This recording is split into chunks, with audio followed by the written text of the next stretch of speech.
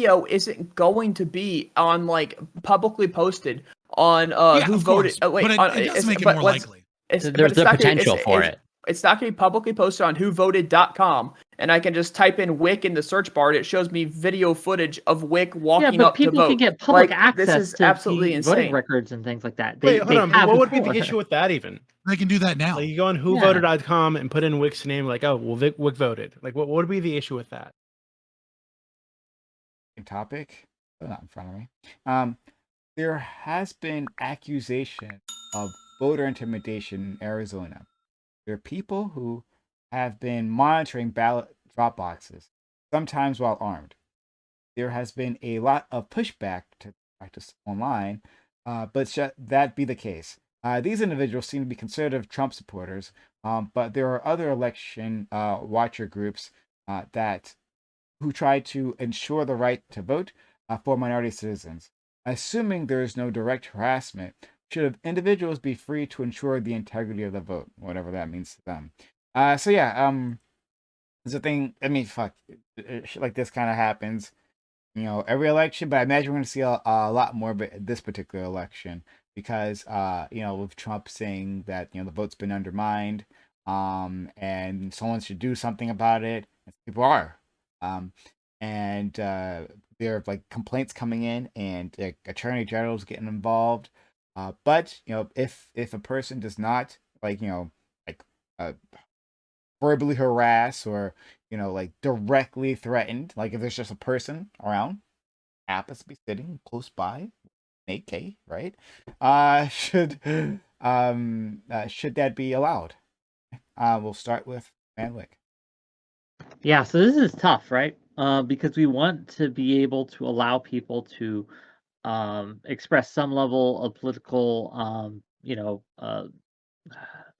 advocacy, for lack of a better term. Like if you want to wear a Black Lives Matter T-shirt right at the polls, or if you want to, sport your whoever you're voting for's merch, that's okay, right? But an argument can be made that even that would be threatening and intimidating to some people, right? And the argument has been made on this panel that having a right-winger, right, a Trump supporter at the office is considered like too much. It has a chilling effect or whatever. So when we look at these obviously extreme cases of people who are wielding weapons, right, and sitting in front of a mail-in drop-in box, right, that's like, you look at that and you think, oh my God, we should stop this. But at the end of the day, you have to be careful how you stop this, because these same weapons, these same tools that we craft to stop obviously extreme behavior like that is often going to be turned against us for less extreme behavior that no one would find problematic at all. So when it comes to these people, right, who are sitting in front of a mail-in drop-in box, my advocacy here is that do not let them intimidate you, right? Their purpose is absolutely to intimidate you.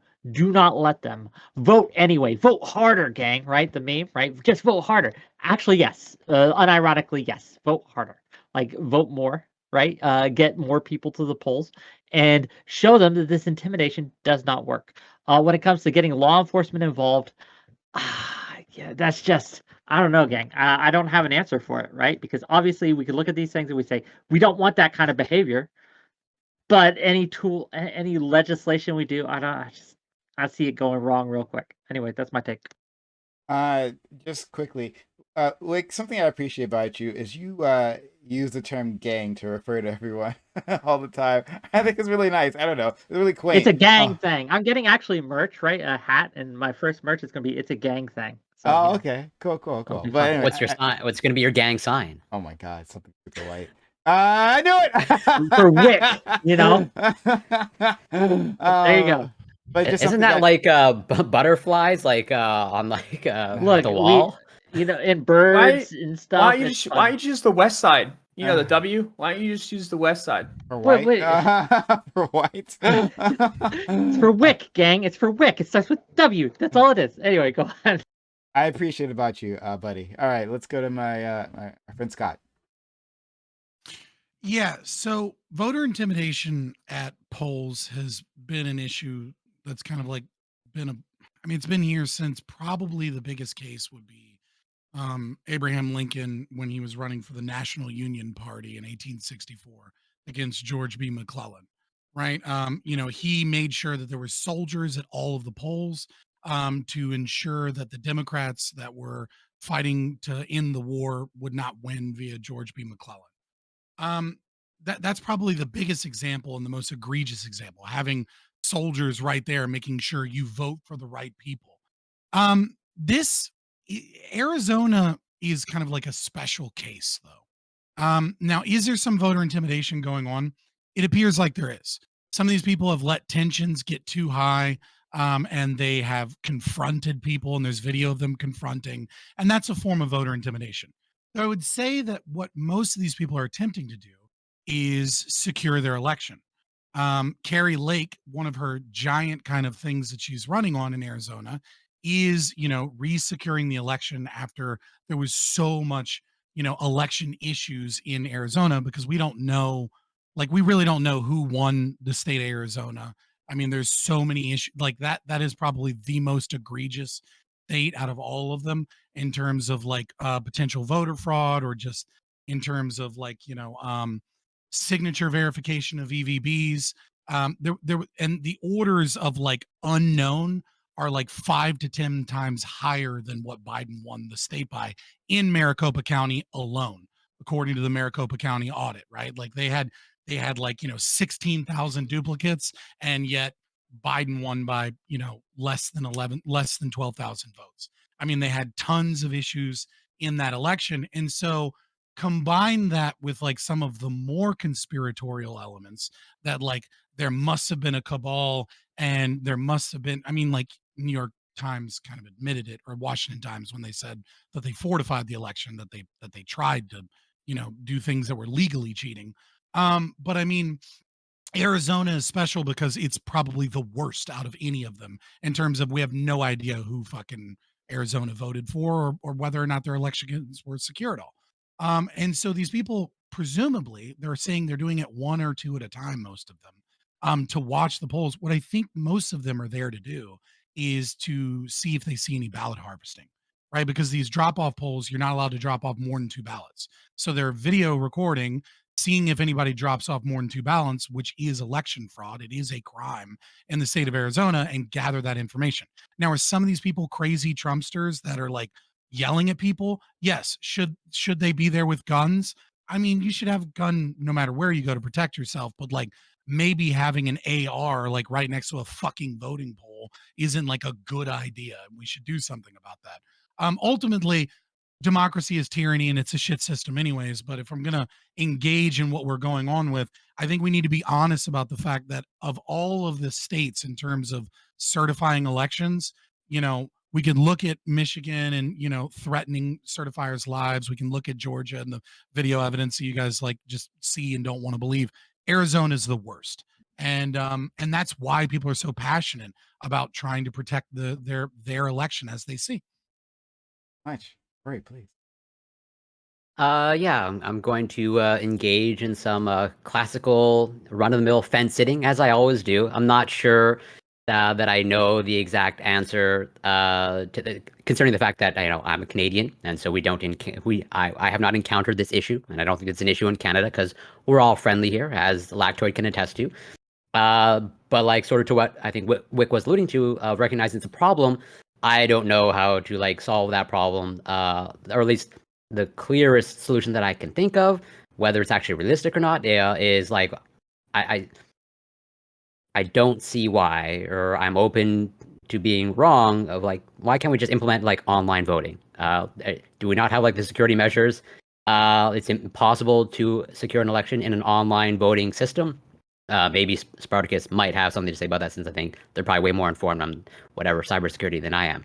But I think we should be able to like leverage technology to solve these issues, and like maybe you just do a trial run in like some small area of like, does online voting work? Can we have a safe and fair election with an online system? Like this current voting system seems pretty like archaic of like dropping off ballots at a box, and that's inherently more safer than online. That seems a little bit strange, but again, I'm open to learning more. That's it. Thank you so much. Let's go to Factoid. So ultimately, voting is glorified and fetishized as people making their voices heard or expressing their rights. But what voting really is ganging up with mobs of like-minded people to force your will upon other people who don't consent. Voting is an unfortunate reality that I participate in to try and minimize the coercion that gangs of pro-government mobsters wish to enforce upon me, and I believe all liberty-minded people should also vote for the same reason. I do not see voting as a human right that deserves some kind of extreme protection to the extent that people can't even audit the process, where only certain people get to watch. What I do think is a right is concerned members of the public watching people perform this public process in the effort to ensure that it appears legitimate. And as Scott has pointed out, there has been issues with this prior. As long as people are not harassed or threatened with violent intent, the article doesn't seem to indicate that there is, although apparently there may be. But the issue really lies with the specific people that are making threats or aggressive actions. Those specific people can be removed, or if they're making violent threats, perhaps arrested. But otherwise, I think the vast majority of people, individuals here, are free, of course, to waste their time standing around if they want to. Being a Karen is not illegal. Fucking should be. Prime got his way. Primetopia. Thank you so You much. just, it can be on your private property. Yeah, Right? indeed. Which will be the continent of the United States. Let's go to Sproutigus. These people are not breaking the law. They are fully within the law to be carrying a gun where they are at. If you would like these people to go away, you could of course put the ballot box in a courthouse where someone is ensured that they don't have any weapons on them before entering the courthouse. And to speak to Corey's point about online balloting, that would also fix the issue. And there is a way we could do online balloting if it's utilized correctly. You can utilize the blockchain to do online balloting. So the voter basically downloads and installs the voting booth, securely submits identity information for verification, and registers for the election they qualify to vote in. The voter then gets authorized to cast a ballot by both the ID verifier and registrar. They vote, and the vote to submit their ballot to a secure blockchain-based ballot box while retaining anonymity and ballot secrecy. This option can be turned on or off, but if a voter changes their mind, they can have the ability to change their vote at any time in the days leading up to the election. So yes, we can have a very secure, very efficient online ballot box. Why we don't is absolutely insane to me. But these people are well within the law. And if the city wants to change it, they don't change the people. They change where the ballot box is held, such as inside of a courthouse. Okay. Wow. I just put it out there. I disagree about your democracy tokens. I hate everything. I hate everything about what Sprout just said. Everything. But we'll deal with that later. Thank you so much, Sprout, for adding spice. We love the spice. Okay. Let's go to our friend Doobie. So you guys know I hate democracy. I don't think most of these people should be voting in the first place. However, I think if you're gonna vote, if we're gonna have this system, I can't think of a good reason we should allow people to play out their silly fantasies near the voting booth. Right? There's no reason to be standing out there with a gun. They probably look like fucking idiots. I think that you should have some kind of like perimeter, and within this perimeter, wherever the fucking voting booth is, you don't get to have your toys. You need to take your guns home. And if you're caught with it nearby, you get arrested, put in jail for intimidation. So, like, seems fine to me.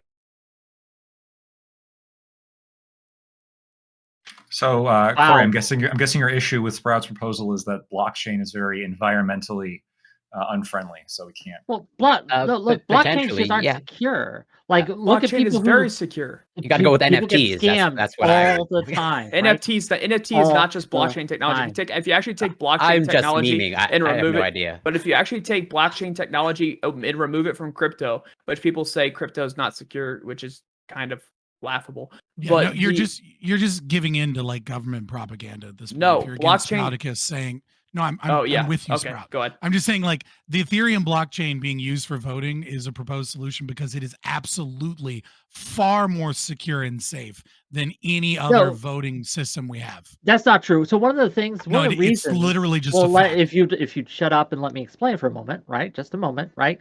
ahead. You'll understand what I mean. One of the reasons that the American voting system, like the way we use it, and localities get to decide how they use it, we have a very robust and secure election, is because it's very, very hard to cheat at a mass scale, right, in elections. Like, you can influence bits and pieces, but it's very, very hard to find any way that works.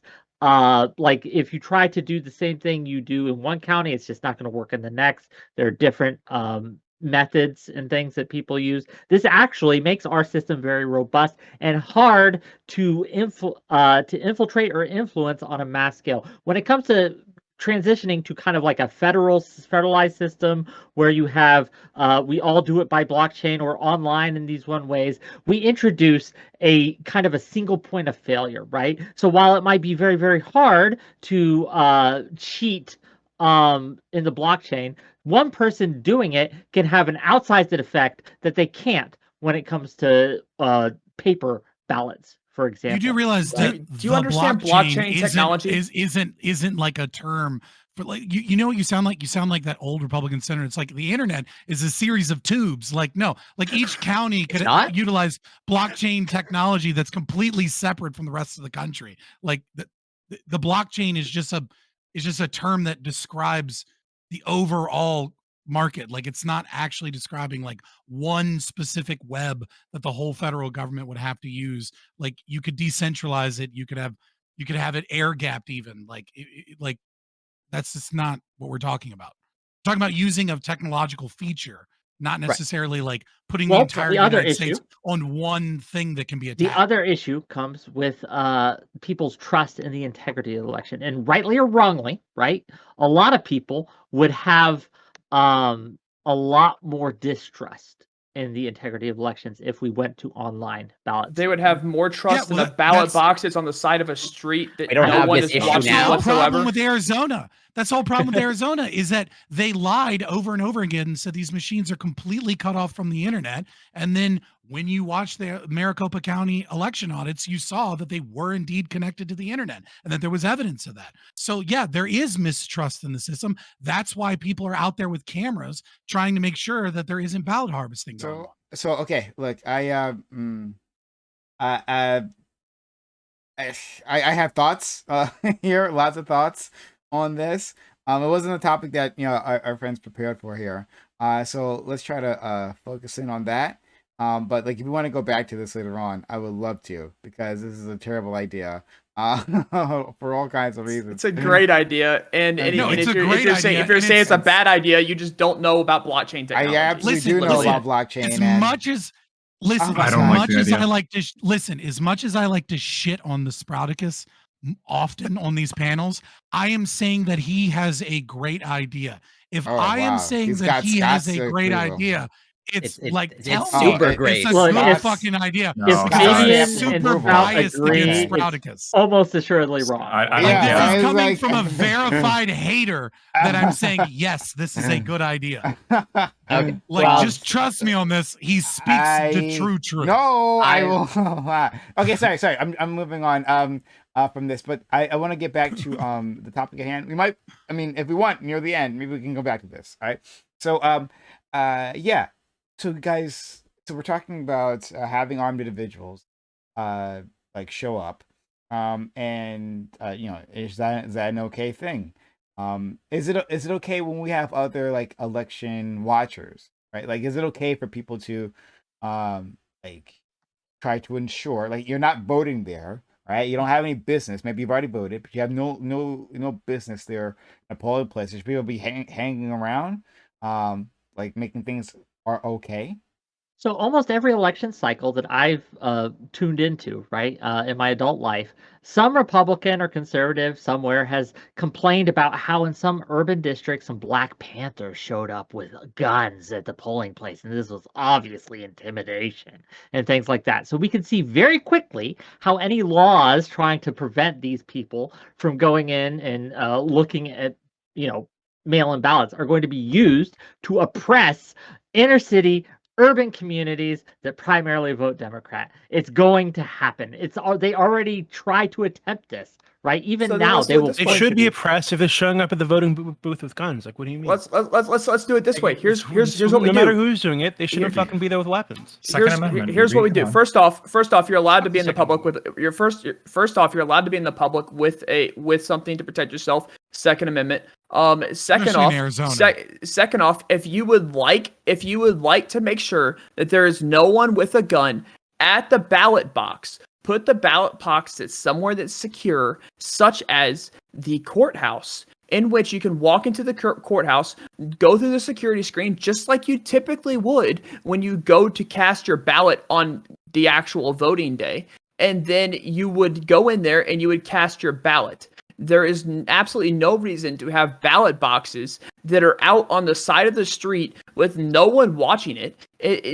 There's no reason to have that. Not only do I need to get There's in one line, I issue. need to go through a fucking like X-ray scanner to Yeah, to like vote. I It's can tell you, ridiculous. I can tell you, so for attorneys it's easy because you just gotta flash your bar card and you skip the line because we're privileged.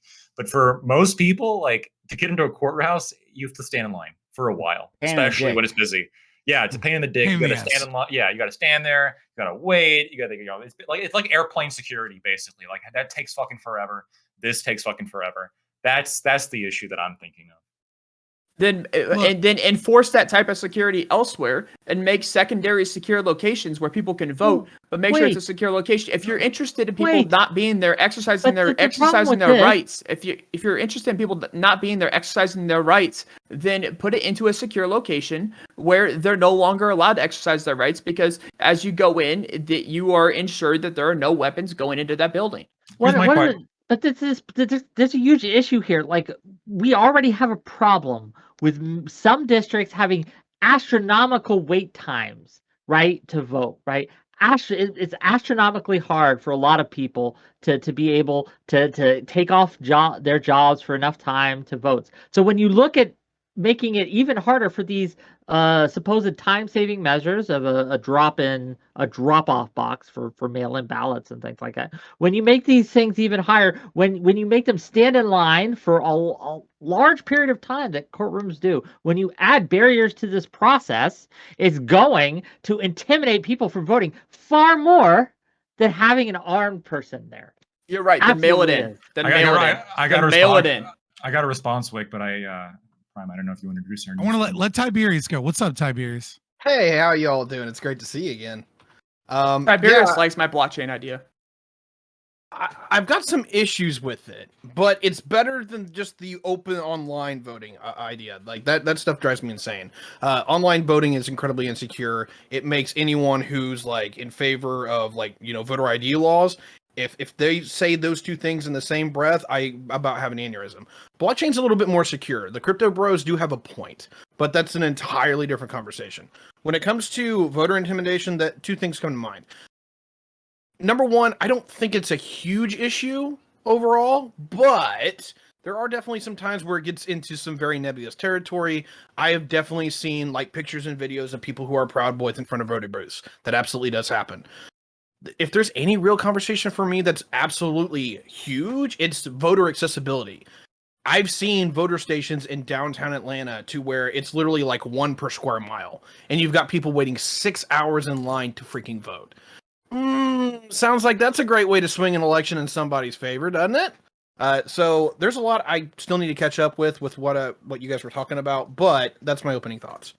And day off to vote too, like that. That I don't know why that's like not an obvious thing to implement. Sure, though, I just would to- love it. That'd be great. It's legally required that if your job has you working through the entirety of when you can vote, that they give you 4 time hours. that they give you time off of your job that's paid to go vote. That is legally required in the United States. You don't have to get paid. They have to give you 4 hours. Oh, I thought it was paid time to off, vote. but okay. It's not necessarily time paid, but they have to give you 4 hours, right? If you're stuck in the polls longer than 4 hours, they can punish you. But the amount of employers that exist in America that you call them and say, hey, I'll send you a picture. I'm still stuck at the fucking polls on election day. if they're gonna fuck with you, like you should quit that job anyways because they're probably an asshole in other areas. But that being said, I'm actually a little bit on Doobie's and side on this one.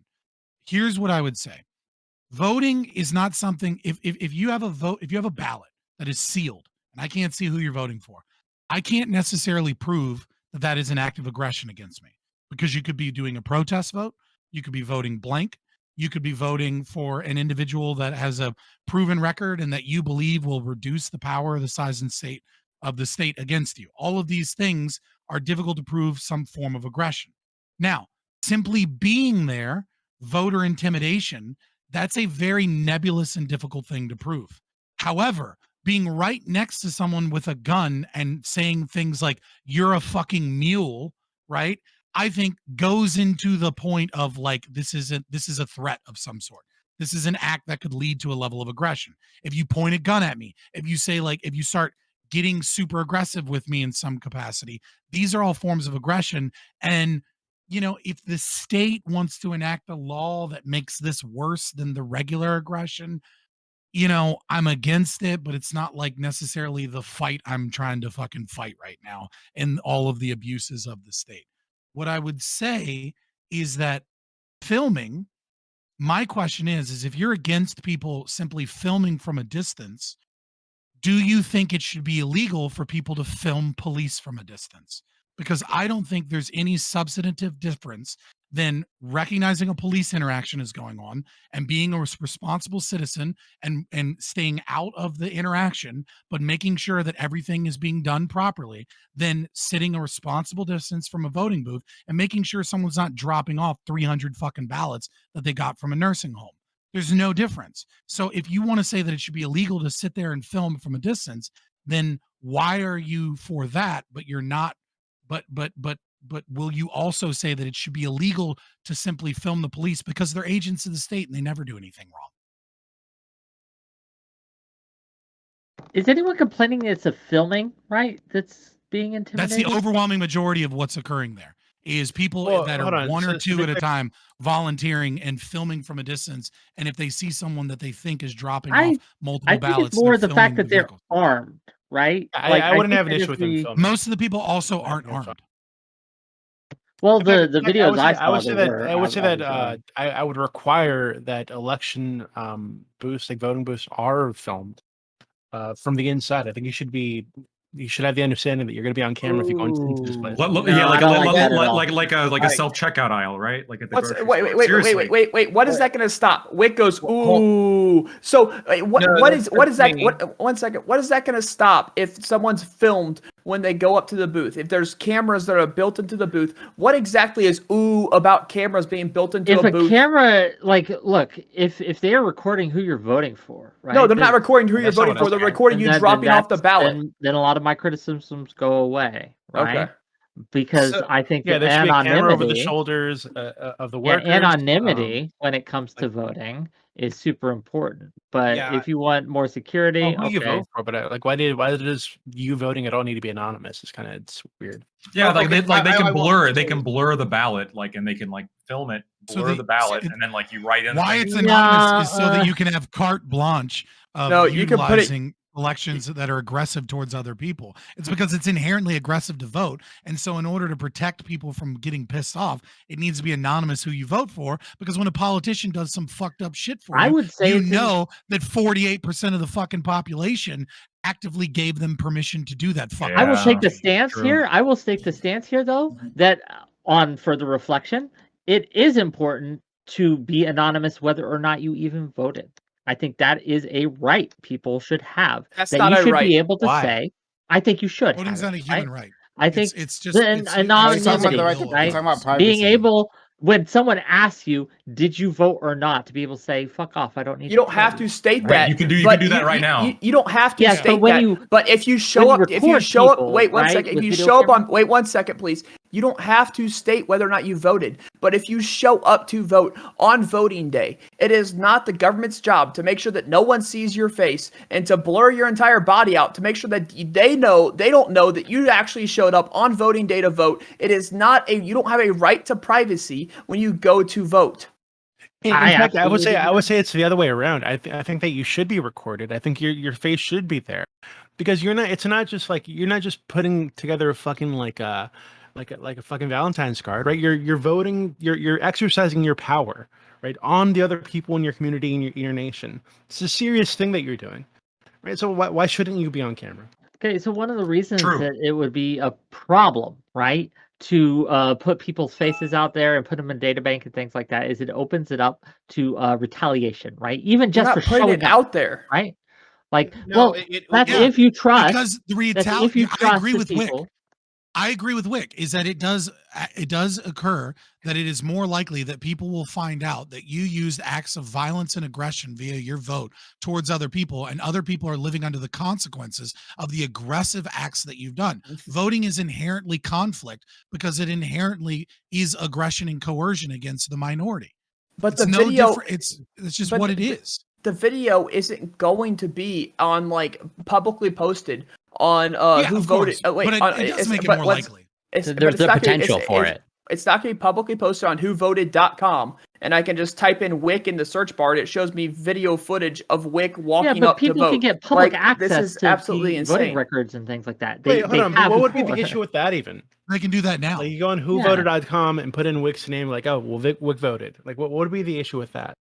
I mean, The issue I don't is see an that issue with the that. act but- of vote. The issue is that the act of voting is violence and aggression towards other So, people. hold on. But it's not saying who you're voting Yeah. for. So okay, I have the reason why I have a problem with this voting camera issue is not that I think that votes necessarily need to be private.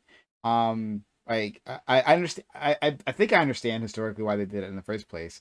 But or that that someone voted, and in fact the information is out. Like there's ways to find out That's if a person publicly voted. available. Yeah. No, it's that this would be a form of intimidation. People don't like to be watched. This is a thing, right? People just don't like that feeling. Look at how many especially people by- won't come on, right? Because they have to show camera, right? Like, there's a Yeah. lot of people who just will never show up on the stream. Think of all the Yeah. because they have to VTubers that show need to camera. vote. But There's a Right, difference Because they'd have- between like they'd have Doobie, to stream Doobie, and right? so wait, hold on. Right. So it's once a again, perfect- there's it's a between perfect being on analogy. Twitch So stream. just very quickly, And- just oh very my quickly. Let me finish my point, just very quickly.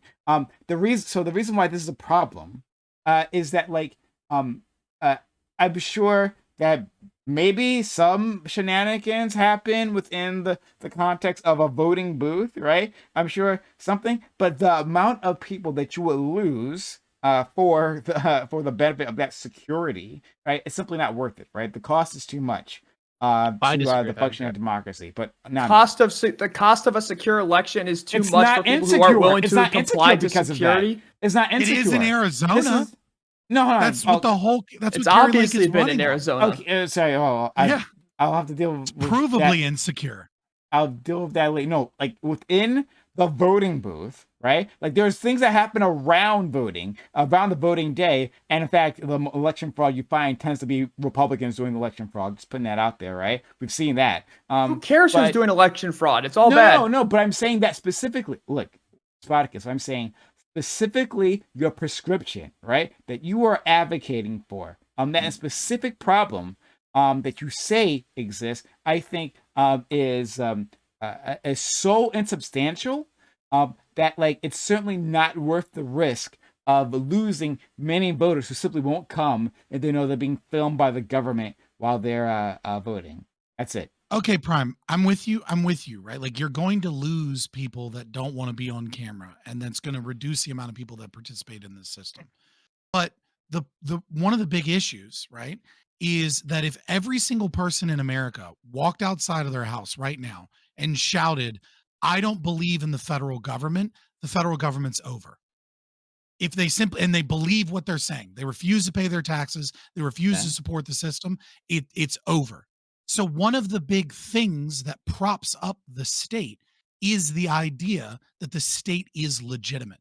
And so when you're talking about whether or not an election is secure, you're also talking about the citizens and whether or not they feel that either it is justifiable, we'll set that aside, but also whether or not their vote actually matters, whether or not it's actually counted, whether or not the election is secure. Because if enough people believe not necessarily that the state is illegitimate, but that election is insecure, or that their vote doesn't actually matter, and the powers that be just put in office whoever they want, you have a similar problem of a violent uprising or an issue.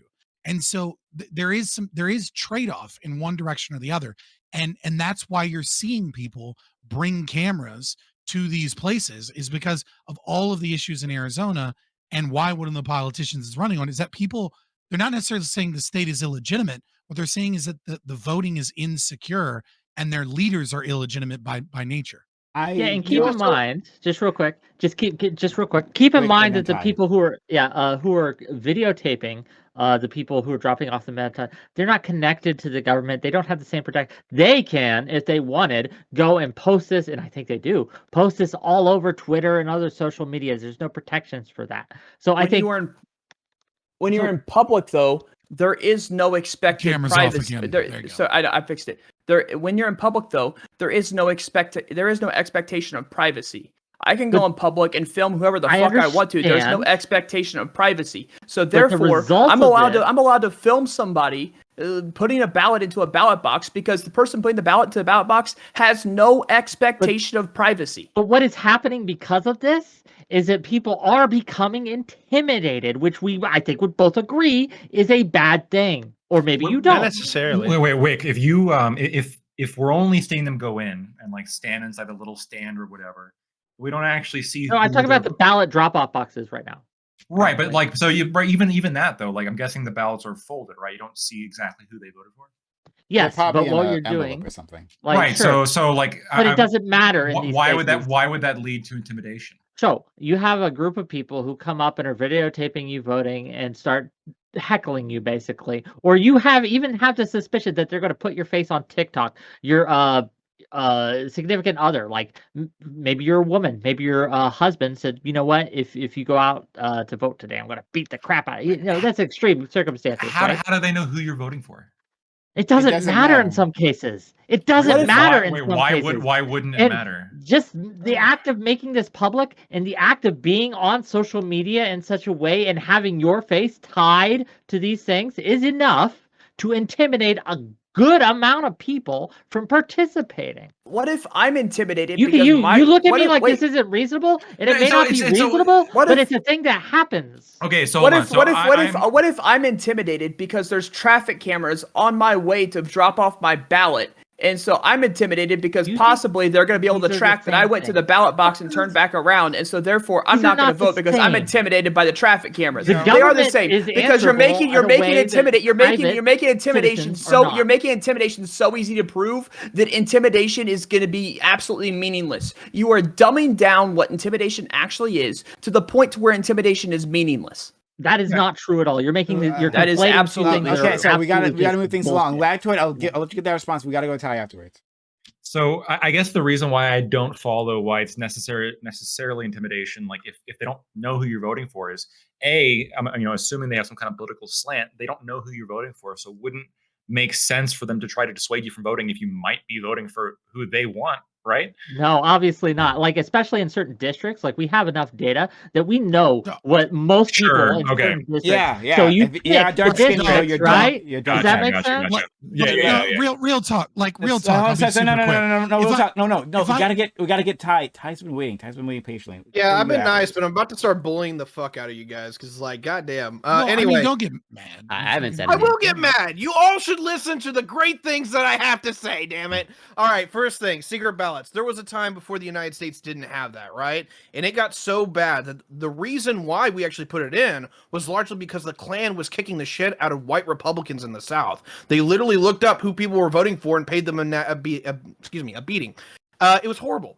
And it's one of the primary reasons that we did it. However, there is this weird thing where we're at now where we technically have secret ballots, but if you look up anybody's name in any kind of dossier, you can very rapidly find out, one, if they are a continuous voter, and two, what their normalized party affiliation is. So there's this weird line to where, like, kind of everybody can find out, but you got to put a little bit of work into it. So that's my thought on that. Affiliates, but fair. Yeah, true. The second part is when it comes to election security, a lot of this really just comes off to me as a confirmation bias, and I've got two thoughts on this. Number one is that if elections are as secure as they claim to they be, like this is this is a massive, massive feat of human ingenuity and progress and prosperity, because we're literally talking about something that has an error rate of 0.001%. It is ridiculous how secure our elections are claimed to be. You would expect some level of significant error rate when you have 220 million votes that were thrown in the last election. The fact that we had like 87 overall that were supposed to be fraudulent is fucking amazing. So either our system is way more secure than any other system that we've ever built in human history, and I'm not trying to be a deluder of this, or somebody's lying. Now, I'm not saying one or the other is true. What I'm saying is that from a statistical point of view, if the claims are to be believed, damn. On the other side of that is that if they're not secure, then a lot of people have a lot of reason to bitch here, and I kind of get it, because you do have election officials who change their stance, and then you've got a guy whose name was Donald J. Trump, who literally calls up to an election board member in Georgia and says, hey, can you find the votes for me? So there's definitely a level where I totally get whether you are a Democrat or Republican and openly go, is this fair? Does this work right? I don't know, man. That's all I got. So right now. real quick, that whole can you find the votes thing, like just listen to the actual recording. I did. Okay, well then you're a piece of shit liar. All right.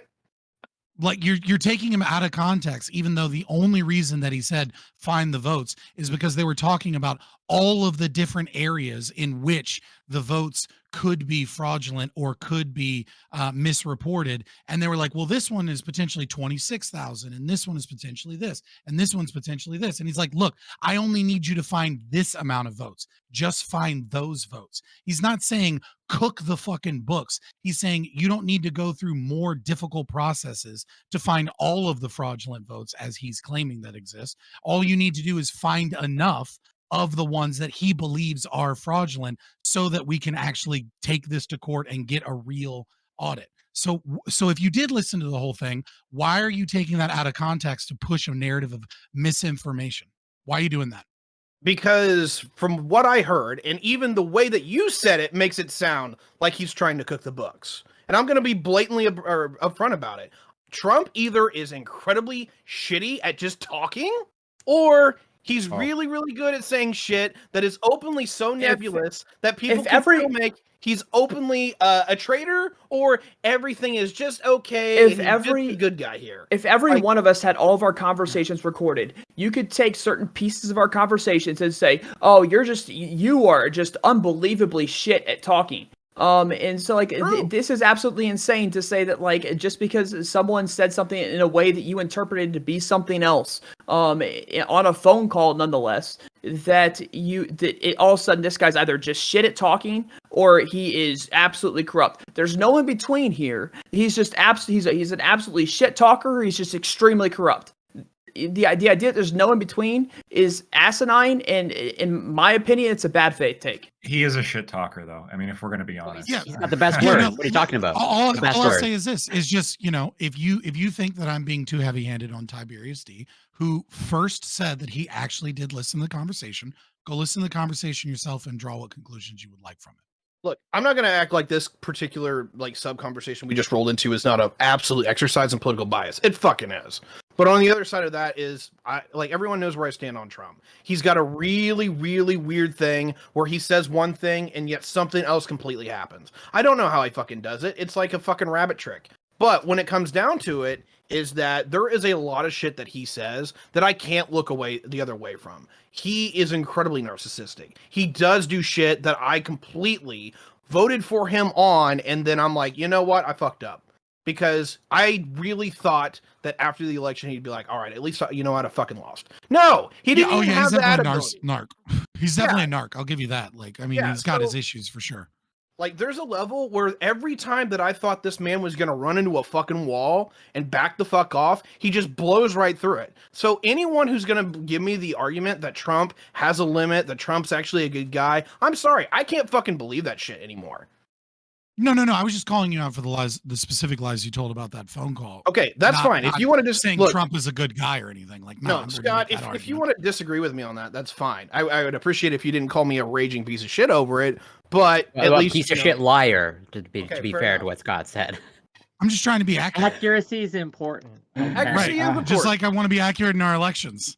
So, Doobie, assuming that, is working within the confines of democracy, which you find, unjust to begin with. I understand that.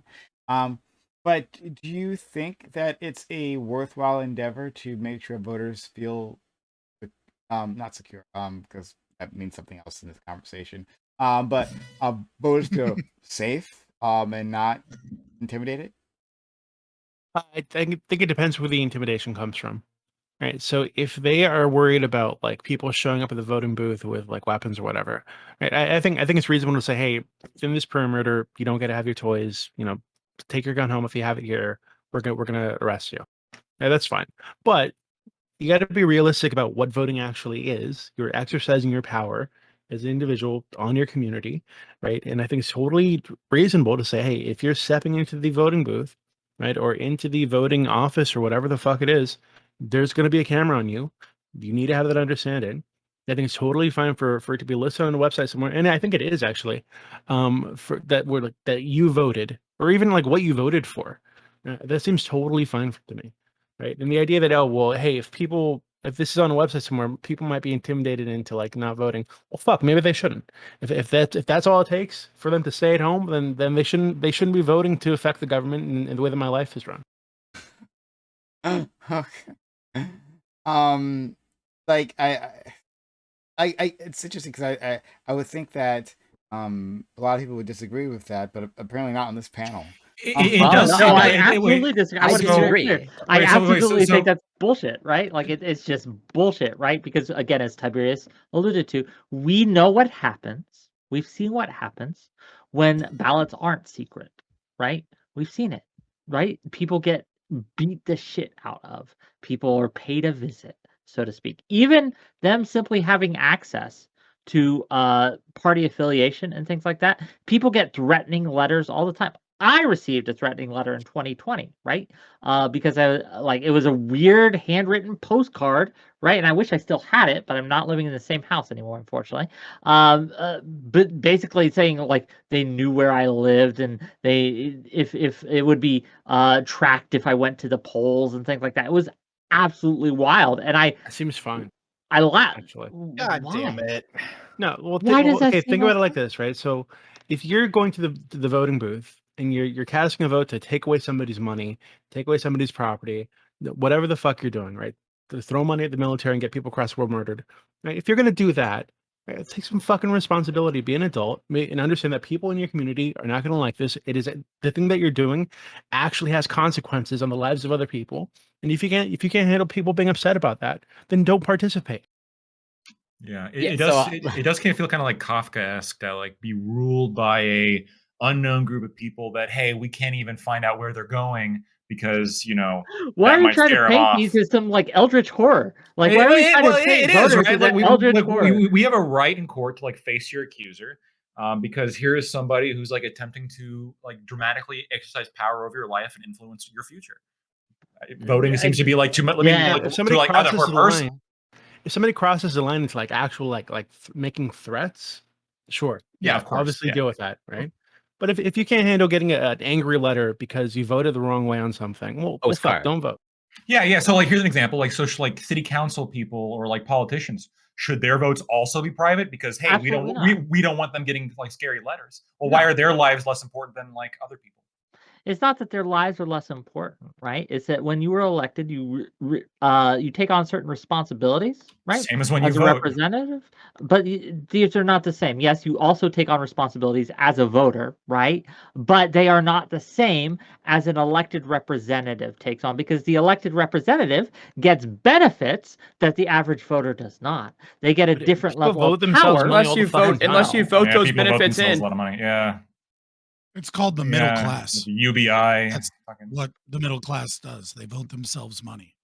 Andrew Yang, everyone get $1,000, right? Yang. I mean, that's like So directly, even, like, it's look, retroactive all bribery, right? social This will be safety a net- hot take all too. social safety nets disproportionately. This will be give a hot benefits to the take middle too. class. But I That's think what it our is. elected representatives need to be paid more money. They need more benefits, That's right? cringe. I think that the people who are elected as representatives, both locally and federally, need to be paid more, because when at the end of the day, I want their checks to come from the U.S. government, not from Goldman Sachs, and They don't not come from the these U.S. other government. types They of come things. from the stolen money of other people. Oh Jesus Christ, Fabian! True, it's true. It's Like, just If you- true. oh, if you don't I want them agree with taking money, that. audit them. I agree with stealing the money in the first place, but it's just true that it's stolen money. Like, there's no other way to put it. How often? Look, we're talking about like, look, we have all this new funding to the IRS. Like, how often do Congress people get audited? How about we audit them if we're worried about them getting money from like corporations? They should be the ones like that are getting audited every year. There's no reason to. We pay can them start. more. We can start with Paul Pelosi. We And- should, Yeah. absolutely. We should audit, Audit all every of them single all. one. I agree Right. with that part. Go ahead, Corey. Yeah, Wick, just to clarify your position of what you just said, as in, like, you want sort of, correct me if I'm wrong, like, you want the paychecks of, like, government employees or, like, federal I want them to officials. be paid a wage such that they do not feel as big of a draw, right? And I understand it won't eliminate the problem entirely. Absolutely not. But they do not feel as big of a draw to get into beds of corporations and other big money donors. If we paid them more, not only As- would it attract so, better talent, yeah, right? but- It would attract more That's people. That's false. You There's- don't think there's no- that's true? There's no correlation between whatever salary an occupation has and, like, the talent. Yeah, he's got some study on that. So Whoa, I mean, whoa, you're wait, wrong. wait a No, second. like, Wait a no, second. well, So like, are no you telling offense. me if people have more more money, So they, can I they get my won't commit question less out though crime and for a things second? like that? Yeah. Like, so, Yeah. are you saying, like, if a politician is making, like, let's say, for example, millions of dollars as a result of, like, the situation that you've outlined in terms of, like, yeah, they're sort of like in bed with banks or private companies, you would potentially want to just, like, replace that. It was like, okay, well, this should just be government money, and, like, that 2 million coming from, like, taxes or publicly funded salary and whatever private corporations. You just want, like, fully 2 million from the publicly funded taxpayer. The reason I want that, right, is because I want them to be beholden to me, the voter, and not corporation X, Y, or Z. Right? There's a fundamental difference because it incentivizes them to act in my best No. interest. So because that's Wick- where their money comes from. Wick, you sound like such a sweet guy, right? And you're such a sweet guy and a good person that you're having difficulty understanding how corrupt these pieces of shit are. But let's just realize for a moment that Hillary Clinton's yearly salary can be paid with like one Goldman Sachs speech, right? And like doubling that isn't going to stop her from doing a Goldman Sachs speech. Yeah, right? you would Like- just like, take you I just take the understand- salary and then I get the extra understand the lottery. concept. I I'm understand the getting in on this. concept that like Fabian, people that have shut up for a second. people that have like a financial difficulties in their life do get targeted by like other organizations for corruption because like those financial difficulties are like a thing that can be exploited. But the fact of the matter is that somebody Stop making talking! six figures, somebody making six figures, like doubling that salary is not going to change when they can make millions or more being corrupt. Go ahead, Tiberius, first- you can respond. Yeah, first of all, okay, number one, I'm on Wick's side with this one. However, I reflect the markets on this one, all right? Some of these seats aren't worth that much to a lot of people, right? No one really cares and throws a lot of money at a Wyoming seat, right? But they absolutely will for a Pennsylvania seat because those are where the politics matter. And what Wick's getting at is true. We can tell by the market how much these seats are worth. The average congressional seat, people will throw $2 million at a pop. Senatorial seats, about $20 million. And the presidency is clearly worth $1 billion. You know what? Yeah, I will actually fund people to be in those positions to recoup their losses so that at least they have a fucking out to say, Now you it's know worth what? $2 billion. Huh? Now the presidency worth $2 billion. Salary, Now the senatorial seats are worth $100 million, and now the congressional seats are worth $4 million. You've Okay. just doubled what they're worth because you're giving them that money up front, and then they're gonna make it on top of that. Great. Like if corporations and everybody else wants to spend extra money on top of what they're already doing, that's fine. Because there's a level where they are going to do that. Politics is a game of money. when it comes down to it. Because whether you're the guy on Main Street or whether you're the guy on Wall Street, is that the policies that are made by those fucking people will affect you, whether you fucking like it or not. Which I'll even echo a little bit of Scott on this one. Politics is kind of violent. Politics is absolutely life and death. And this is where I do get pissed off at the average voter, is they think that they can show up to the polls and that's the end of the conversation. It's not. If you're not campaigning, if you're not donating, if you're not playing a part in that decision-making process, then you're going to get fucked because you're not even in the conversation. You're not in the battle. Okay, The tyranny of the wait 1 second. So participant, right? these politicians are like, a lot of them are smart President, people, sorry. right? They're intelligent people, sort of. But we ain't mean, a getting lot our of them are best. lawyers, That's right? not So- true, dude. Why wouldn't they just take the extra money that you're giving them and then still take the lobby money? Because then they get more money. Like, Right. what's the incentive to not take the extra money? Because So if you're there's already two. being No. paid, I got this. There's two sides of this. Number one is that at least it gives them an out to say, you know what, I'm taken care of. I can actually spend the $1 billion that you gave me for the presidency to fund my next fucking campaign. Because you sure as hell can't do that. $1 billion? beforehand. Yes, You're I gonna give will the president absolutely. $1 billion a year. Oh, fuck yes. First of all, I do believe, as a markets guy, that you actually do pay for what you get. I want workers to be paid, a decent amount to actually go do the jobs that they have. And I'm tired of seeing these folks that are making $11 an hour at fucking Wendy's and they can't even afford the meals that they're goddamn making. At the same time, I want my fucking representatives to actually be paid what they're fucking worth. And if somebody over here is going to show that they're going to throw millions of dollars at that office, then guess what? That office is worth millions of fucking dollars, and they should be paid appropriately for it. Government is not a fucking joke. And we keep acting like paying a fucking federal representative $170,000 is a worthy and adequate of their needs and resources. It's fucking not at all. and we don't get our best. Like Doobie, we do not get our best because the private Who would be market, who would be right, the is better given- person? Like, who's the best? Who's Who are we the missing out best? on? You're not We're gonna never get getting. We're never gonna get the best because there's best. always gonna be someone else that's the best. Who's Look, there's better always not- gonna It's be not someone Trump. else. If it's not President Dr. Donald Trump, okay. If you offer a the best? larger It's salary, Dr. you Mehmet get Oz, for better. sure. Like you can be. That's more, not even close to true. We vote on who we put in this position. We don't give a fuck how much they get paid. Oh, we clearly give a fuck. We're how talking much about they no. want paid. You're missing the The point. market Veronicus. value. It's the market people who value. run. It's the people who run for these, who choose to like, hey, I'm going to invest my time and effort into trying to get this position, right? The people we want to go Wait, into government aren't are you talking going about, like, into fucking government Elon because they're Musk going or into something? Like, what are private you talking- corporations, right? Like, are going you talking into about other like Elon enterprises. Musk or fucking? Are you trying to entice guy billionaires from Amazon? Like, I what do tried you? to entice I'm talent. okay with it now. Yeah, Elon Musk. Let's the do it. the value of a politician, any politician, is in terms of the market and corruption, is based off of their ability to affect change that can benefit those that are buying them. So Yeah. the more power you give the government, and the more that the government has a say in your life, in the market, in transactions, in regulatory capture, the more valuable that politician is. So if you want to talk about how the politicians aren't paid enough, what you're simply arguing is that the government is more corrupt than we're valuing them at. It's not about the individual politician and their corruptness. It's about the fact that the system, the state, is so corrupt that they're worth more than we're paying them. And Okay, if you want to reduce the power that they have over our lives, this is just as simple a way of reducing corruption in government as well.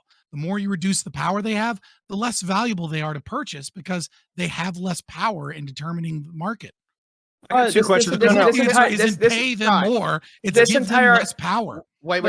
This entire idea, though, is dumb on its face. If we're going to pay all these politicians all this money that's suggested, then I agree. Voting is dumb. And then you're going God damn it, then you're going to push and say like, oh well, they're going to say I'm covered because I can use this money towards my reelection efforts, etc. and so on. Then you're dumbfounded at the amount of politicians that will be like, okay, so he's going to use that money, right? But now I'm going to use that money. Now it's an even race. And so now we're going to start pulling money in from corporations. You're not going to fix the issue by paying them more. You are literally just going to exacerbate it by making American citizens pay higher prices for them to get the same amount of money, and the corporations are still buying their asses out. $1 billion. Yeah, actually, it just seems Three like things. you would actually just be making it more difficult for people who don't have a shit ton of money in the bank account to get into politics. Yeah, I mean, you would just that's- increase the incumbency Okay. advantage. 3 things. Number 1 is that Doobie has a point here, and that I don't have the solution for the first time in. The natural idea here would be is that you start off on the lower end and you work your way up through competency. But obviously that is not how everything works, and I will totally take that as a solid a solid mark against me. I 100% understand that, and I admit that. On the other side of that is that whenever you have these people engaged in this kind of system, right? What is the other checks that you have here? What is the point of actually going to run for office outside of notoriety or simply having your ass kissed? Because let's be frank about this. This job fucking blows, right? You are literally the messiah for some people and the devil incarnate for others. And it's solely on the fact of how you are perceived, not even what you do. Right? The second part here is, what is the encouragement for anyone who is competent, who does have experience with some kind of large responsibility, fucking doing this job? Because in any kind of market situation, they would be paid millions of dollars to be a CFO or a CEO or what have you. The people that you kind of want who have at least parallel experience. Right? So what? Do you just literally want a bunch of fucking degenerates that literally have no experience at all in exercising any kind of macro power? Tiberius, I think you actually have the opposite problem, because if you make the pay high enough, then like you'll have people who maybe are not financially literate, or maybe haven't have a career behind them where they've built up enough money to run for politics and survive off of that salary. And instead you're going to get newbies come in and make their money off politics, as opposed to like the idea of, I'm going to make a bunch of money beforehand, have a long prior career, then go into politics. But Yeah, that's if you have the foolish notion, go ahead.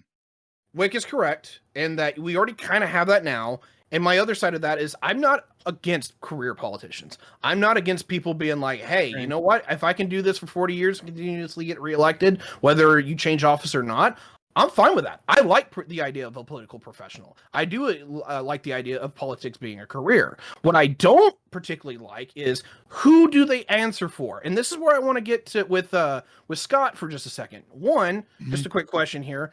You say corrupt a lot, and there's a level where, is there things that are corrupt? I don't disagree, but There's no such thing as a politician in Congress that isn't corrupt. It's impossible. Okay, that's the issue. What do you refer to as corrupt? Because a lot of things that people say are corrupt, I say is literally a feature of the system. People are elected to represent. It's a feature, not a bug. Huh? It is a feature, not a bug. Like, it is impossible to be a politician and in Congress and not be exercising your will violently and coercively against other people. It is immoral. The system itself is wrong. But even if we set that aside, let's set that aside, because I get not everyone wants to talk to the anarchists about anarchism. Set that aside. If you are a person that believes that it is that some people get into this to try and make the nation better, to try and benefit everyone, that have a passion for good governance, right? Which I don't believe in, and I don't believe can exist, but let's say that you believe in good governance. The more money you give them, the more likely it is that someone is there due to the financial incentive and due to the opportunity and power, and less that they're there for the idea of being passionate about good governance, and they're doing that's not how this works. Listen, that's not how this works. Yes, it does, because there's no fucking politician there's no politician in Congress. I agree with Scott. Six figures, right? Like, they have enough money to live. If you're making it 200, 300, 400, 500,000, or like you were suggesting, over $1 million, there are going to be people that don't give a fuck in any way, shape, or form about good governance. They're just there for the paycheck. And so if you believe in this fantastical idea of good governance, your own policy disincentivizes that in your politicians. This is a childish argument. Let me please. Right. Let's all stop calling. I'm sorry. Let's all stop calling each other stupid. And let's all stop calling each other children. Well, all right. I was the argument. I was being very, very clear. It's the argument. I got a response to you too, Tiberius. Let me talk. Right. So the reason we want a strong financial incentive, even though we also want strong, passionate incentives as well, is because burnout is a thing, and eventually that passion that you have, that going in there, I'm going to change the world, is going to run up against reality, and we want to keep those people in. And so when the passion fails, we need a fallback. We need redundancy in the system, and that's what strong financial incentives provide, a redundancy in the system, right? It is another fallback. So when the passion fails, you have the financial incentive that again attracts talent. This is why corporations. Then you're we not look at going the to give a market, fuck I've already about solved the this problem. governance. If If the your market passion's wants gone, better people, they offer more money. No, can I? Why No, would that's you offer- stupid. That's Okay. stupid. You don't think That's how that stupid. And the works? reason it's very simple. It's The reason absolutely that how the it reason works in the private sector. it's not a fallback for the passion though. What you're admitting is that the passion is already gone. The fallback is to disincentivize taking corporate money to some degree, but they no longer have I a don't passion, care about which their means they no passion. longer I give care a about fuck, their talent. which means you were just talking Okay, about their so- fucking passion. So- Pick one. No, yeah. right. he was talking Wait. about the passion. Right? So I think Scott are in alignment here in terms of like if you so this is the tension with like any occupation, as in like what is the practice of medicine? Well, it's treating patients, and like yes, we include a certain amount of money making as a certain incentive, but there's very little correlation between like high salaries and talent. And to Scott's point, if you increase the salaries of politicians or public servants, you are more or less you are filtering out the people who are, or you are incentivizing people who are profiteers essentially, and they are doing it explicitly more for the profit and not for the sake of actually good governance, as Scott says it. As in the same, you see this happen in medicine. This is one of the reasons why, the practice of medicine is to whatever, heal patients, do no harm, whatever. But if you start increasing and inflating the salaries of doctors, like you start incentivizing people with bad motives into the practice of medicine. It should not be so inflated that, oh, I'll just go into medicine because I'm a profiteer and that's all that I care about. Those tend to be bad actors. That's what you see Look, happening this at a is political why- level. this is Well, why it's I not wanna getting get- lawyers. Just let me This- respond it's real not quick, true. real quick, Well, real quick. Rich real doctors quick. are good doctors. Look, at the end of the day, this is why I don't want to pay McDonald's workers a living wage, because I want them with a passion. Where's the passion in burger making? I want them to be passionate about. I don't want to tastes better. incentivize No, those profiteers. Congressmen make living wages. Congressmen make living wages.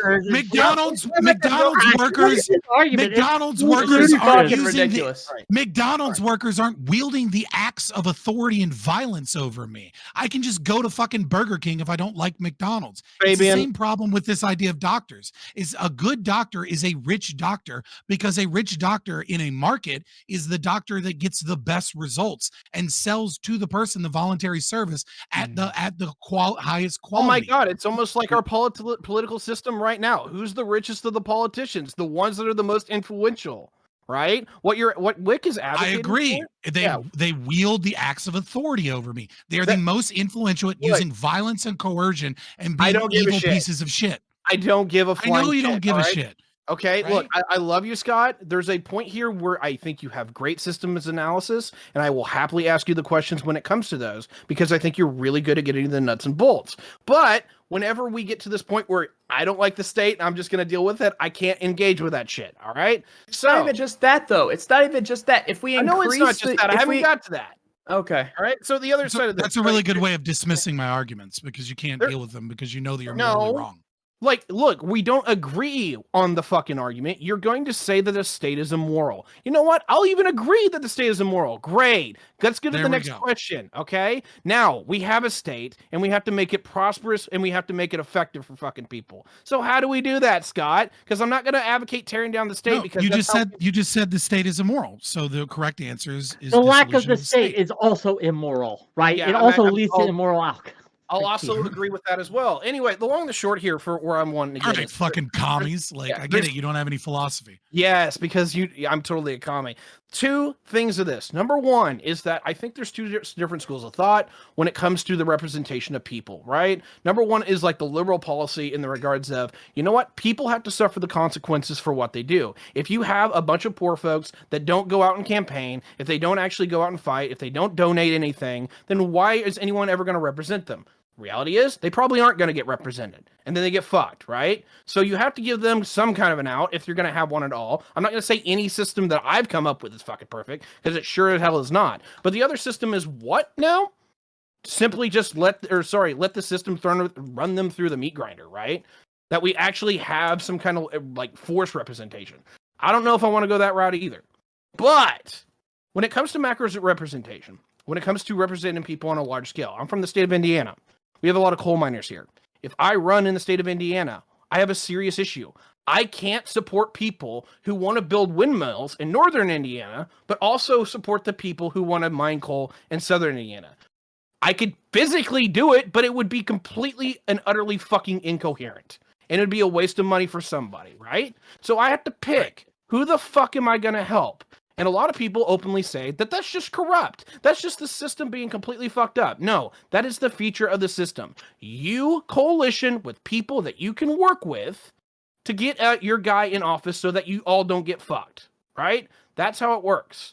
Now, how do we make it to where... It's the system being corrupt, and it is corruption, but it is also a feature of the system.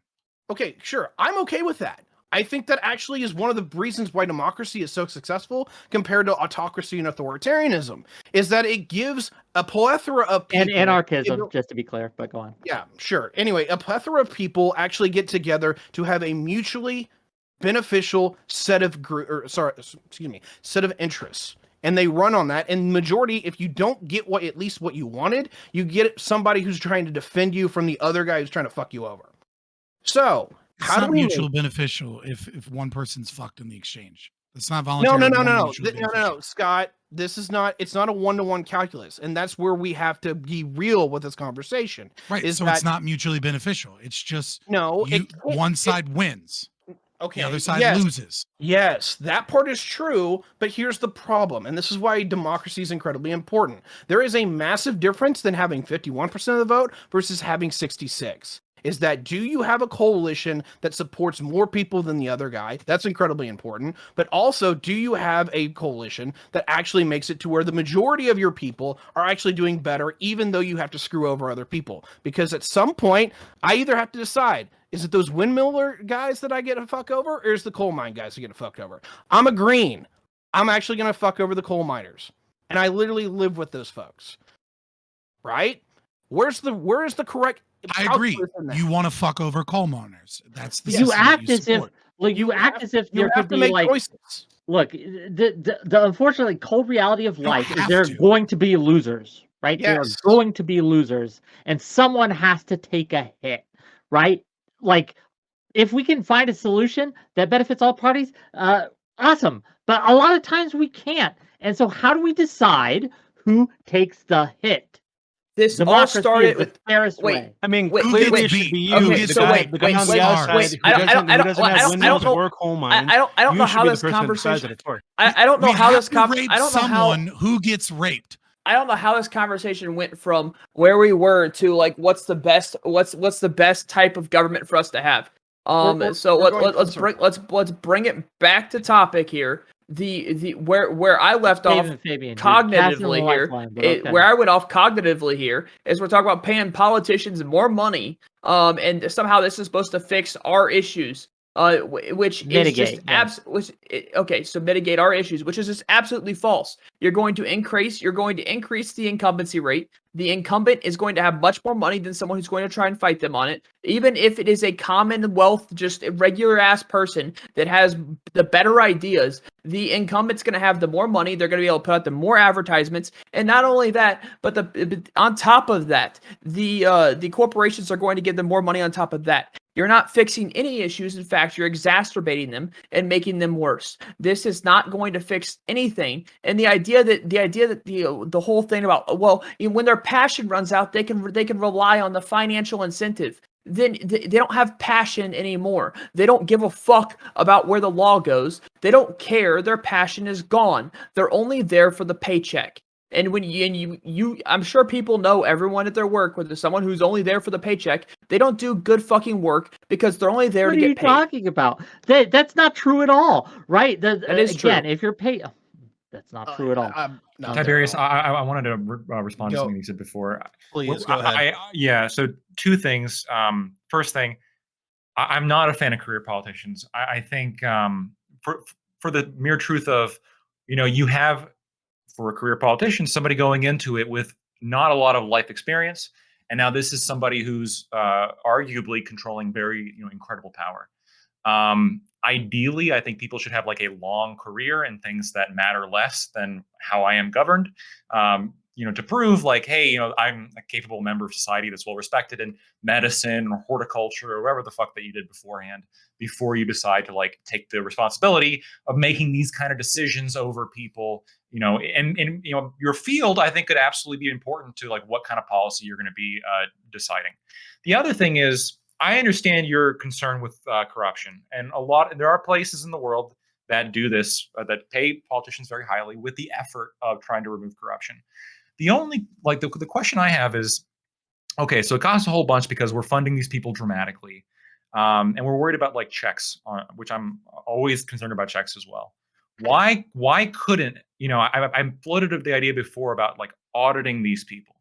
Like, why couldn't we just like set up some kind of like independent like agency whose sole task is like to audit the fuck out of all government agents, and then like make sure they're not taking money from other places, as opposed, because I mean, here you said before like 175,000, barely enough to live on.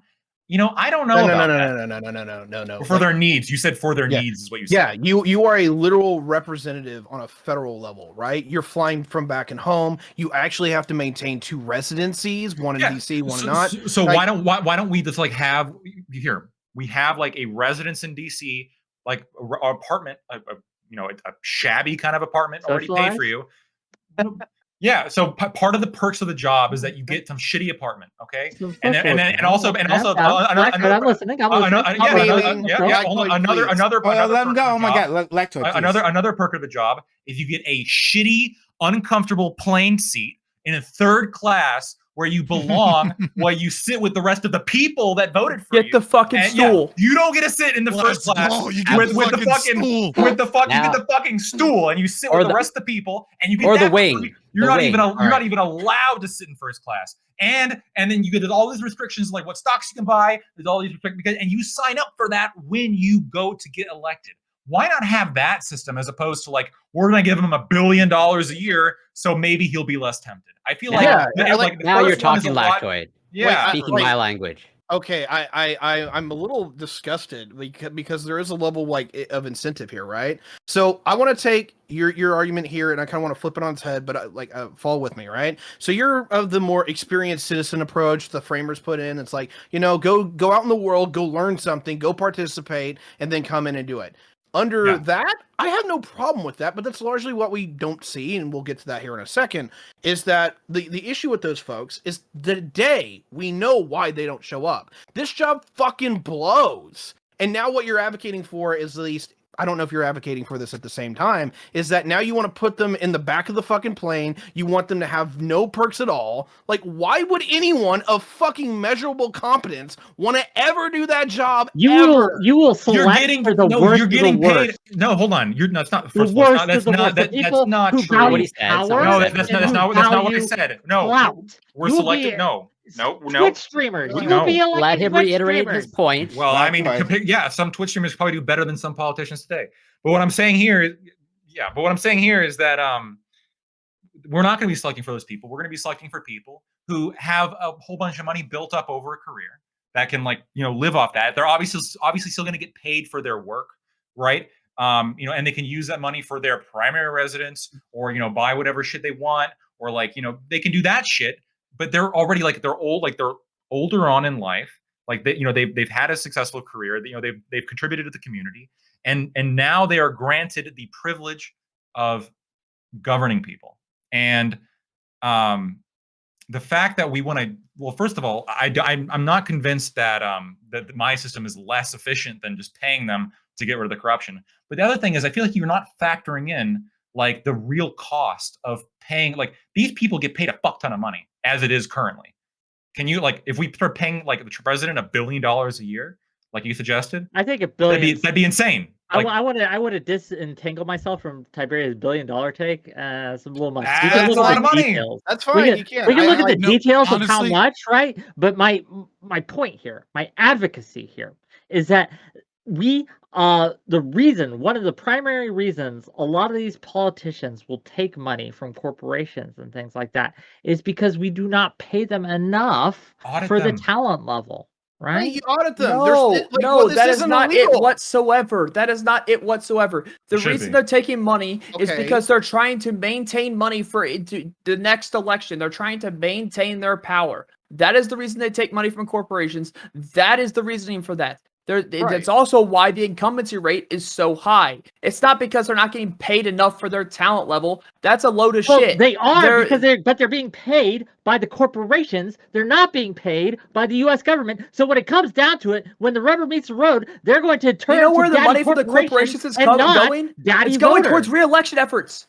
It's Yes. going How towards are you not re-election seeing efforts. this? How are you not getting this? How are you Yes, not they are understanding that getting all this paid money is right going towards now, re-election but they're efforts and not in their getting paid pockets? by If it was a people worry who- about not being paid what you're worth, Right. then it'd be about going in your fucking pockets, not towards re-election efforts. Then how is it that Nancy Pelosi, who on paper should make $250,000 a year, has a fucking multi-million-dollar mansion in San Francisco? has she been It's- audited?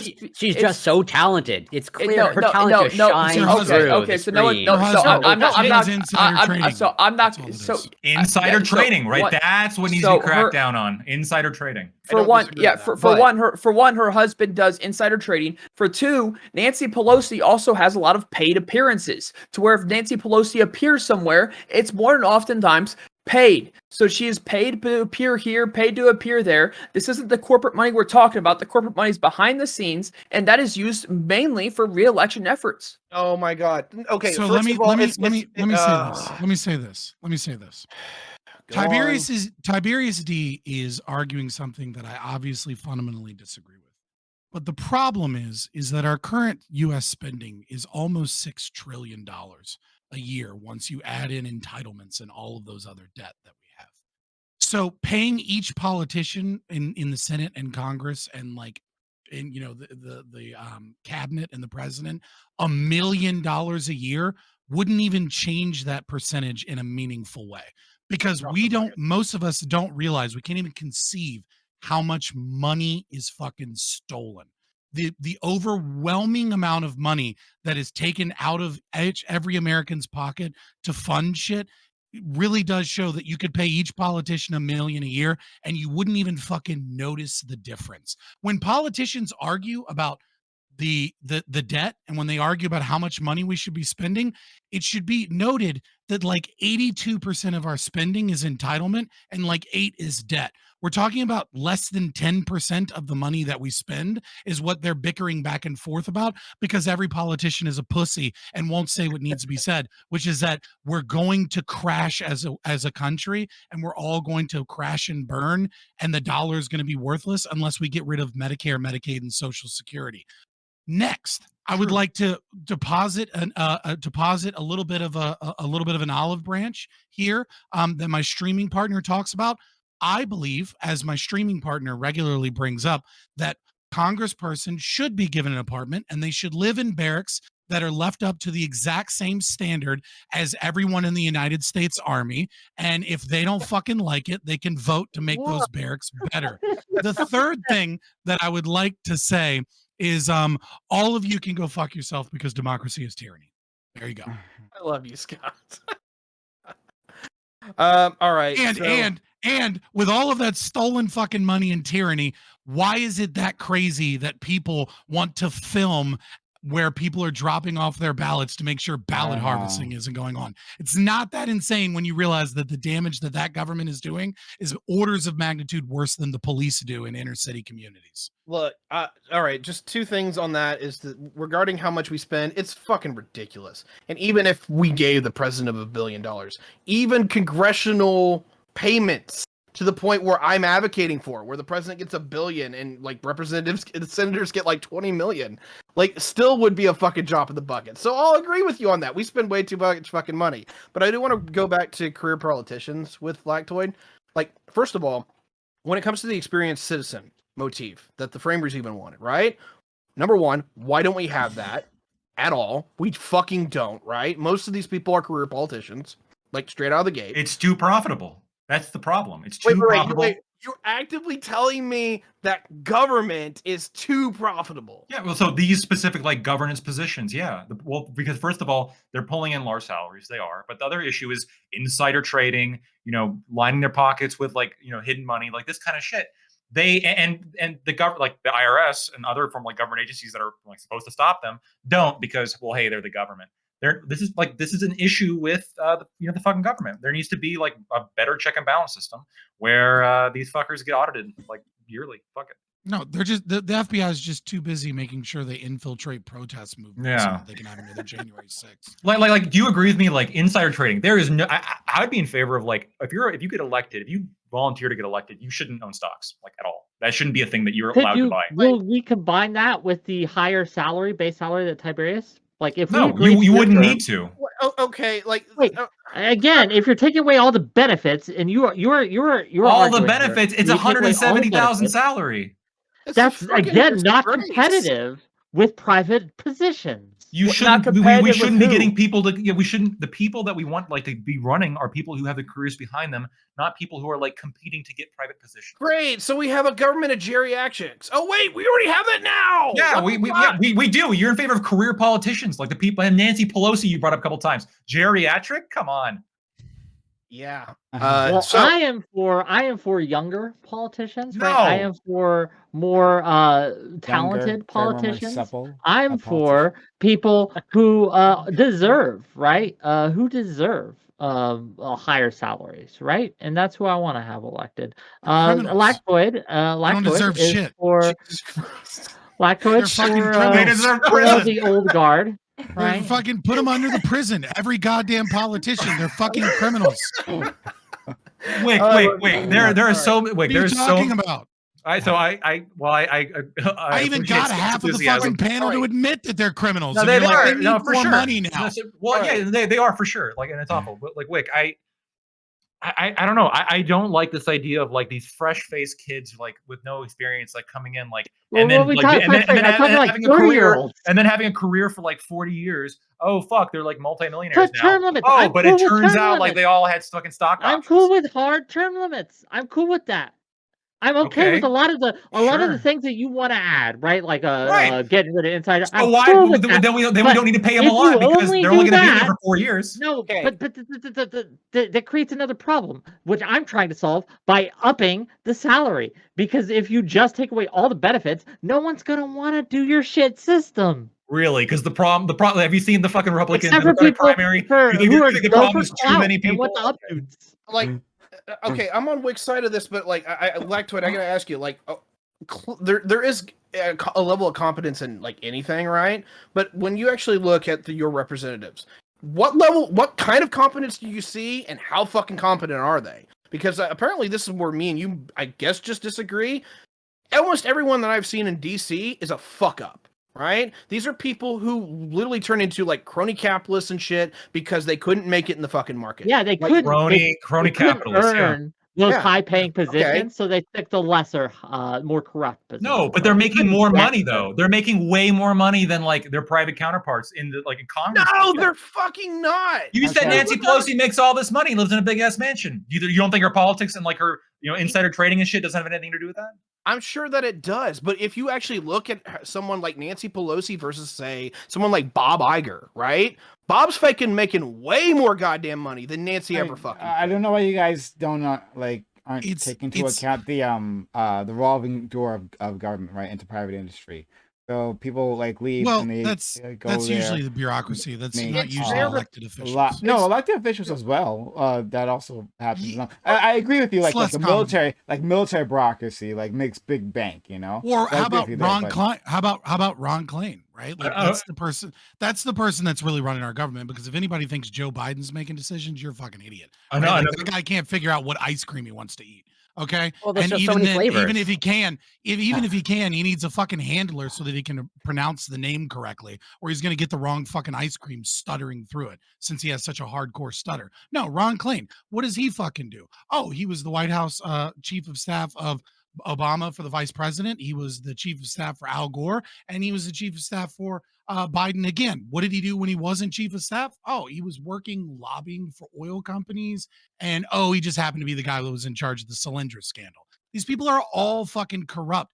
The point is that this system, no matter how much money you throw at it, will never be a meritocracy because it's not a competitive market of voluntary transactions. What it is it is a system where different corporations, different oligarchies, different branches of government, etc., are utilizing a monopoly of power. It will never, no amount of money will make it, like you might make it slightly more meritocratic because more people want to get in on it. But even then, the meritocracy that you're supporting by that profit is not the meritocracy of how good they are at the job. The meritocracy is how well can they schmooze, how well can they navigate the systems, how well can they bullshit people. Here, you know what? You're not if I can make government 10% politicians are good at that. They are. If I can make I've got middle 10% ground. better, I'll make government 10% better. I don't need to make it like entirely like fixed. I don't need to fix it all. I've got middle ground. 10% better at being charismatic liars that can schmooze and network and utilize power effectively against you. I've got middle ground.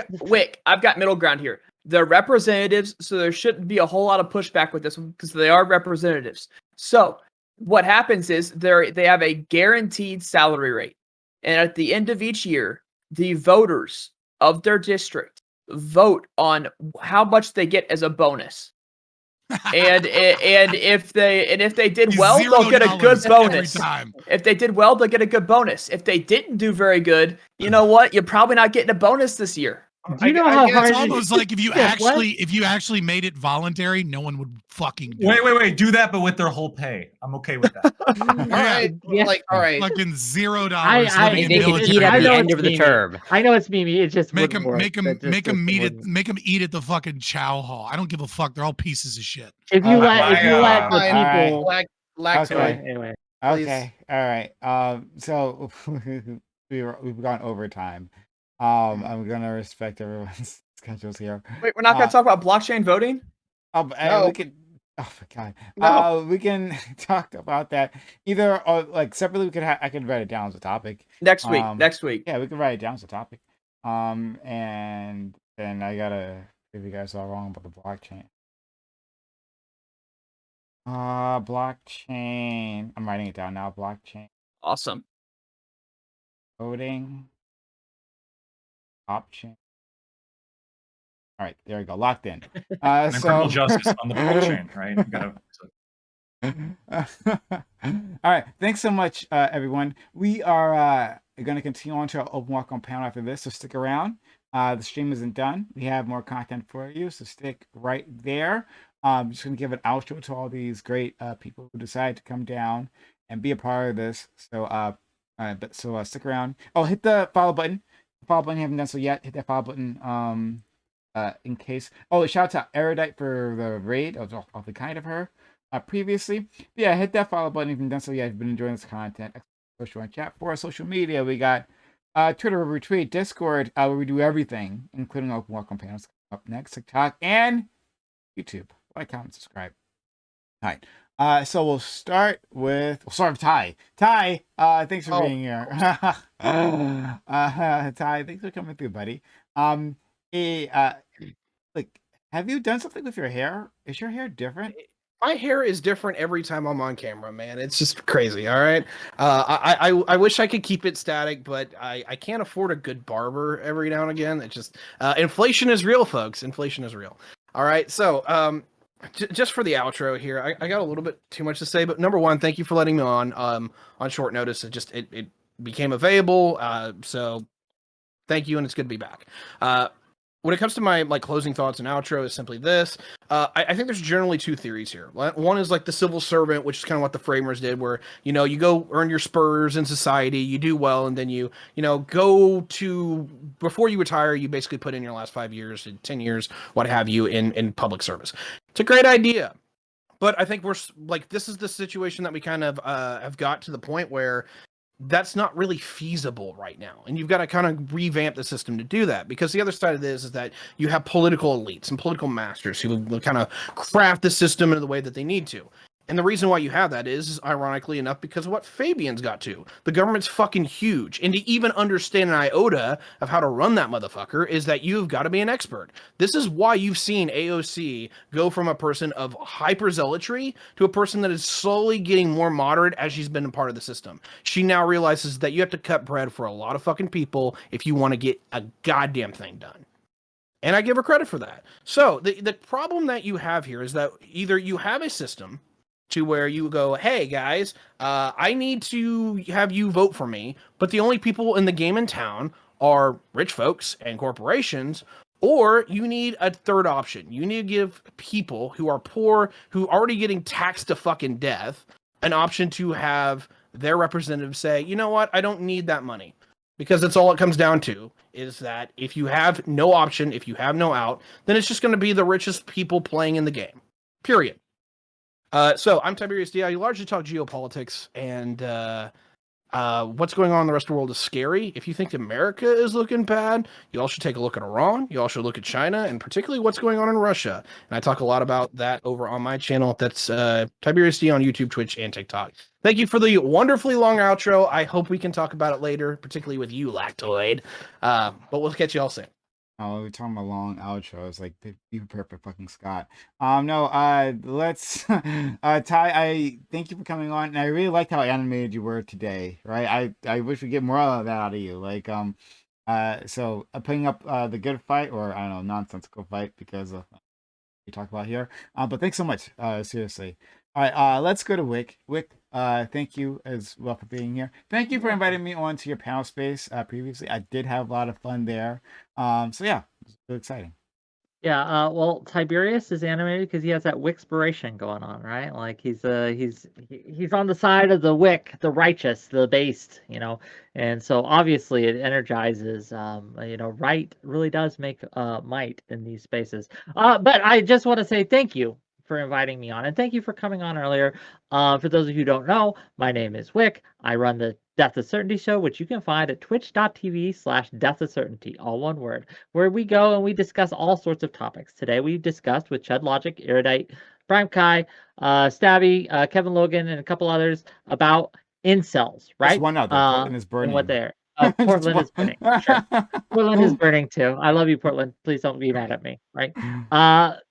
I think it went very well, and we're going to have some excellent conversation on Tuesday. We have an open call-in show that I do called Get It Off Your Chest, where you can call in and yell at me if you think I have a bad take, or praise me if you think my beard is pretty, whatever. And then Friday, 6 p.m. Eastern, we're going to have a very small panel. We're going to talk about eugenics. We have some people who want to argue that new eugenics, look it up if you don't know what it is actually a good thing, and we should actually move towards it. And we're going to have some people pushing back against that. It should be an interesting discussion. Tune in. Thanks. I am looking up new eugenics. I haven't heard of it. Sounds wonderfully dystopian. So that should be fun. Everyone, check out Wick's content. All right, we'll go to our friend Scott. Scott, I I think this was among like the many streams we've done, because you're so kind as to come back on again. This was one of our more jovial, and like we've gotten along. Like, yeah, the camaraderie was good in this one rather than like last week. So shout out to you and everyone else, really. Yeah, I mean, I'm Scott from Fabian Liberty. You can find us at Fabian Liberty pretty much everywhere if you look for us. Yeah, no, I had a good time. I have fun. Like it's you can kind of meme around. You got to give me better opponents if you want to really get the spiciness out of me. I'll leave it short and simple, since you say that I do such long-winded outros, and just quote Belguru. Anarchy is order, government is civil war. Okay. Thank you so much, Scott. And since he doesn't say it for himself, everyone go check out his channel, right? Check out Fabian Liberty Scott Fabian Liberty on Twitch and YouTube. They're going there on YouTube. So help them out. They put on good content. They put on good panels, like the one they had with the trans individuals the other week. Yeah, that was a good one. We had Blair White and Buck Angel and big announcement. Tulipar and Shapeshifter and thank you so much. Sinead. It was good. Yeah, it was fun. Corey, did you say big announcement because you're saying he was like transitioning? Is that what you were going with? No, because like No, that was because his, the motherfucker ruined my announcement because he was in my chat and like it was just like, oh, I guess we got a big announcement. What's your big announcement? Why don't you tell us what the big announcement is? Yeah, no, I don't want to get into the panel game. Like that looks like trying to do those is fucking terrible. But like maybe once or twice a month, putting something big together is a lot more fun, I think, than the daily panel. It's a slog that I respect you for doing because motherfuckers don't know how to answer DMs. Yep. Thanks for that, Scott. Okay, Corey. Corey is like he's so kind, right? Like I just keep thinking he's gonna look around. It's like why hang out with these? I'm better than this, right? Oh no, absolutely not. Don't slander my reputation. Okay. All right. Well, thank Already you. Sir, slandered. You're a Canadian. True. For hanging out with us. Yeah, thank you so much. Super excited to be back. I'm sorry that I missed last week. As always, it's great. Despite the disagreement, always a pleasure, Scott, and always a pleasure, Wick and Lactoid. The chess setting up the chessboard is over. And I love you, Prime, and always a pleasure, Sprouticus, and always a pleasure, Doobie, and Tiberius. I think this is the first time I've ever seen you in full lighting, although you changed it. And I think you should do more in full lighting. Not that you ever look bad, but I think the full lighting adds something extra. And yeah, so I'm Corey Campbell. You can find me on twitch.tv, CoreyCampbell84, and on Twitter and Instagram, literally, it's Corey Campbell. And yeah, super great to be here as always. Super fun. Well, I completely disagree. Tiberius, hide your fucking hideous features, right? Do what Chet Logic did and always just have an avatar. Thank you. Bro, how are you like this to me? I finally come back and you just dog on me? What the hell? Fuck you, bro. No. My man, Lactoid, thank you for coming on, right? I like when Lactoid gets super so I find it's like the most interesting things, like the most like off the wall things. Okay, Lactoid really pissed. Like it's not what you expect, right? It's libertarian, but it's not that at all. I like to keep it spicy, yeah. So yeah, no, if you liked what I had to say, you can find me on Anti-Communism United on Discord or Twitch. You can see, there's multiple panelists, 3 here now that have bisexual lighting.